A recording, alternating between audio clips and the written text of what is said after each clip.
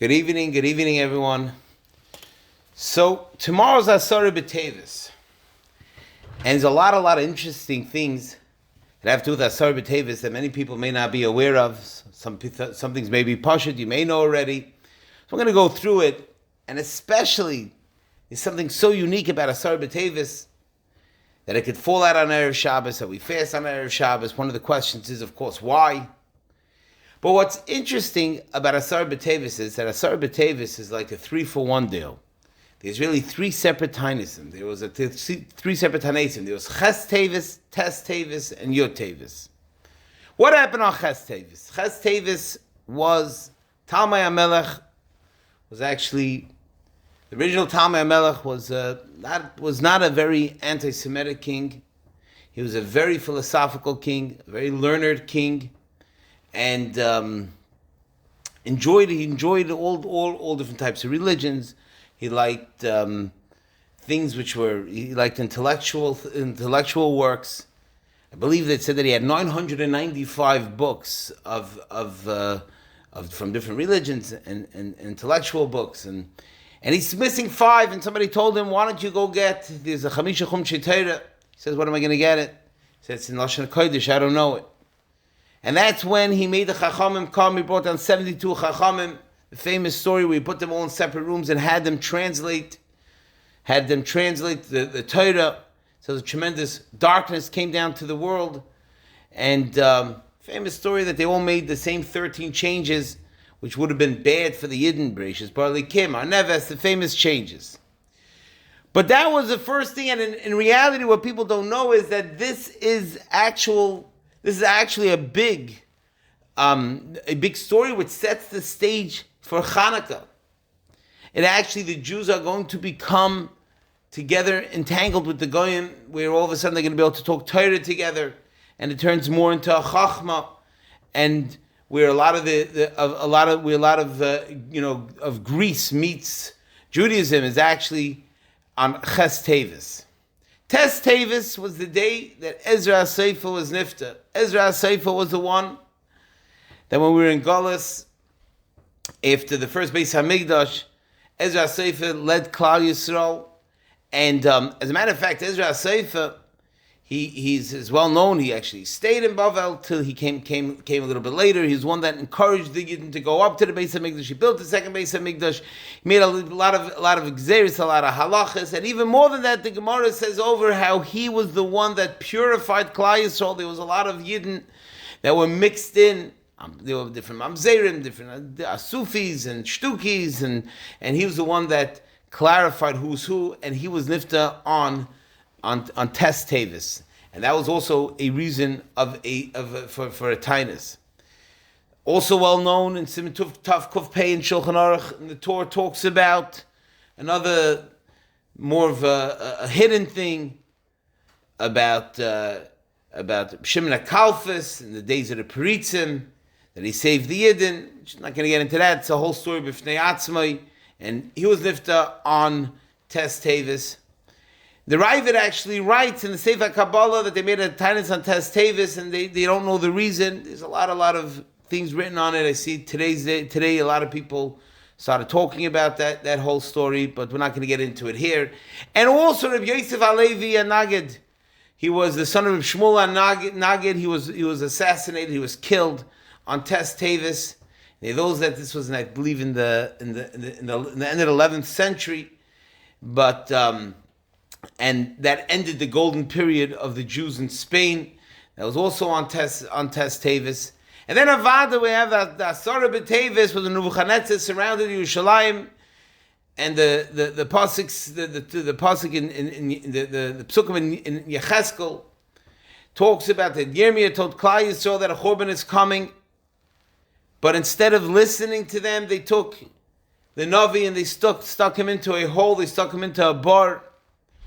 And for 30 months there was a siege where Klal Yisrael technically could have saved themselves, but they didn't. And at the end of the day, 30 months later, they punctured through the walls of the Beis HaMikdash, and this is the beginning of it. Now, what's interesting is these halachas that we find by Asar BTeves that we don't find by almost any other Tanaisim. We know that The Avodram says in Hilchas, in Seder Tfilas HaTinius, he brings about the Dalet Tzoymis, and he says, when all the other Tanaisim, when it falls out on Shabbos, we're doing chutz me Asar BTeves. Asar BTeves is never pushed off. She'ein echal la'olam b'Shabbos, doesn't fall out on Shabbos. Avlu chalef ba'amim b'yom shishi. Sometimes it comes out on Friday. Umitzanin boy b'yom. We fast on Friday. V'afilu hoyachal b'Shabbos. Says Avodram that if, let's say, Asar BTeves would fall out on Shabbos, we wouldn't be able to push it off. So it come out, we have Yom Kippur, we have on Shabbos, but all the Tanaisim on Shabbos. He says if Asar BTeves will come out on Shabbos, wouldn't be a nitcha. They should never buy the pasuk in Yecheskel, Perek Chavdal, pasuk says be'etzem hayom hazeh, because it says the word be'etzem hayom hazeh over there. The pasuk says Vayihi dvar Hashem elai b'shana atziz b'chodesh asir be'etzem l'chodesh leimar ben Adam. So because it says be'etzem hayom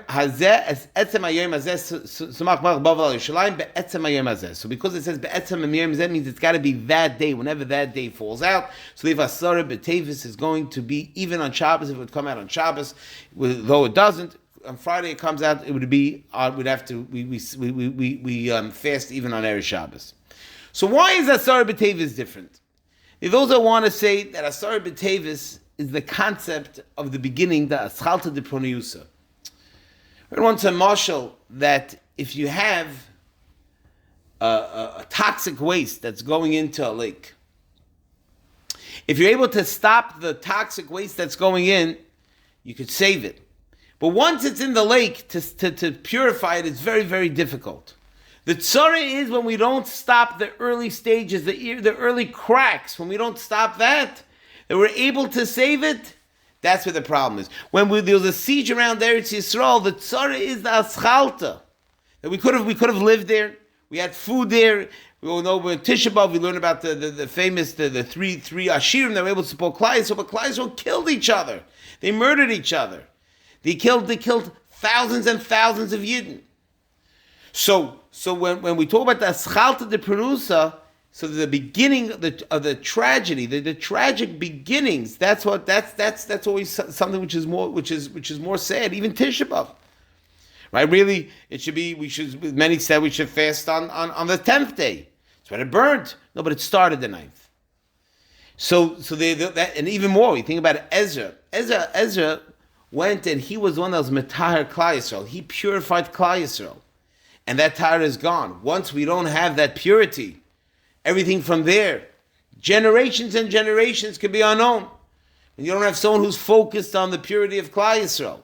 Talmai HaMelech, when he went and translated the Chumash, it was not a big deal at the time. Okay, it's a bad thing. But what came from that is that all of a sudden the world became one, philosophy became one, the non-Jews and the Jews were all speaking the same language, were connecting, and before you know it, the majority of the Jews became Yevonim. They became Greeks. They became Hellenists. The majority of the Yidden were off the derech. It started from a crack. That crack, if you don't fix it, that's a great tzara. They bring another thing. I don't remember where I saw that. Yosef Hanagid. He was sort of the same thing. That one of the days which you mentioned earlier. Remember where the source of this was, but Yosef Hanagid was for 1,000 years, the Yidden were in Spain. And once he died, in the end of the 11th century, that golden era ended. And it's going to be another 200 years till the 1390s, till the great massacres happens, till the great tsaras happen. But that was the end of a tkufa. And now things are able to happen. Now, it's well known that that even though we fast on Asar BTeves, these are machlokes in the Gemara, do we fast the whole thing or not? But one thing is for sure, that we paskin that we fast mamish until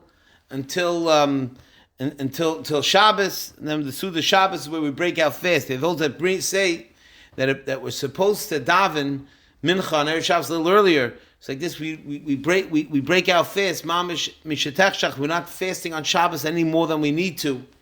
So therefore, whatever we need to do, but that's it. So some daven earlier that we should get home to eat the Suda. There are those that have that minhag, some yes, some not. But one thing we see here, for tremendous thing, I heard this over So I told you for the Chassam Sofer. Chassam Sofer says that Asar BTeves, every year Asar BTeves is halacha that any generation that the Beis Hamikdash was not rebuilt in their days, as if it was destroyed in their days. That is said on Asar BTeves. Asar BTeves when the siege started, and that's when it's hukva. It's established that this generation did not rebuild the Beis Hamikdash because that's when it started. That's when the siege started, and that's what's that's why Asar BTeves is so much different.